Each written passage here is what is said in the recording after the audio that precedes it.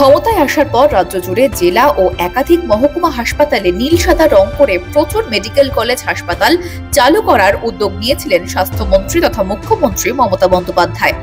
তৈরি হয়েছিল কংক্রিটের নতুন বিল্ডিং, কিন্তু বাস্তবে জেলার মেডিকেল কলেজ হাসপাতালগুলোতে পরিষেবা বলে যে কিছু নেই তা ধরা পড়ল বীরভূমের রামপুরহাট মেডিকেল কলেজ হাসপাতালে।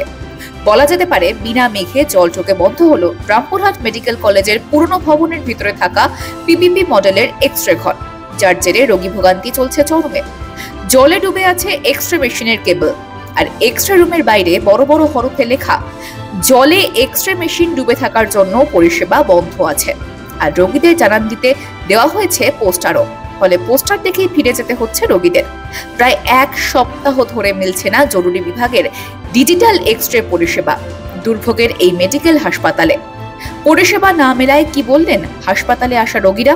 জল ঢুকেছে, খারাপ মেশিন তাই বন্ধ। এবার আসছি আর ঘুরি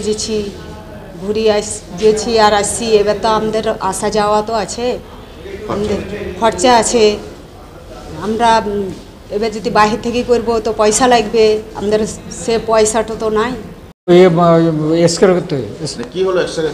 এখানে বলছে খারাপ হয়ে গেছে, তা আমি খারাপ হয়ে গেছে এখানে করবো, আমি পয়সা করবো নাই। হ্যাঁ, আমি এখানে করবো।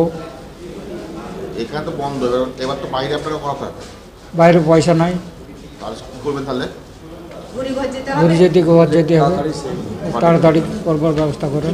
মেডিকেল কলেজ হাসপাতালে দৈনন্দিন গড়ে প্রায় 400 রোগী এক্স-রে পরিষেবা পেয়ে থাকেন। মেশিন খারাপ হওয়ায় এই সমস্ত কাজ থমকে গিয়েছে।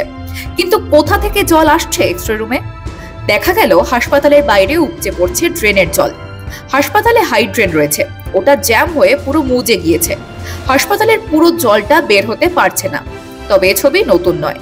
গত বছরের জুলাইতে জল ঢুকে খারাপ হয়ে যায় এক্স-রে মেশিনের বোর্ড সহ নেটওয়ার্ক কেবল।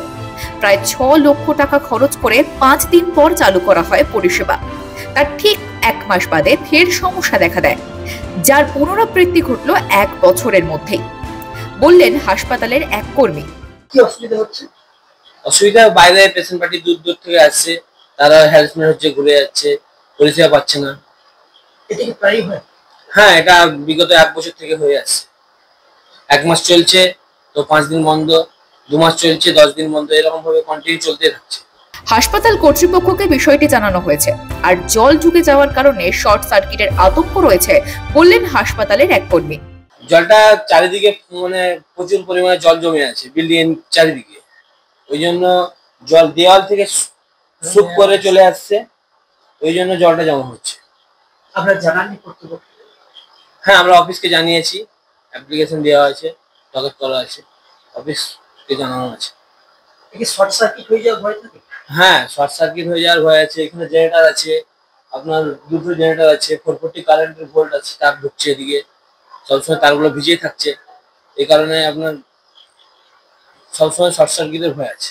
আগেও এখানে জল ঢুকতো, তবে আমরা জল বের করে পরিষেবা বজায় রেখেছিলাম, এবার আর পারলাম না বললেন হাসপাতালের এক কর্মী। ওই যে আপনার বালতি আছে, বালতিতে করে জল ছিঁচে পেশেন্টকে 10-20 মিনিট ওয়েট করার পর জল ছিঁচে ওইভাবে গত আপনার 3-4 মাস থেকে এইভাবে করছে।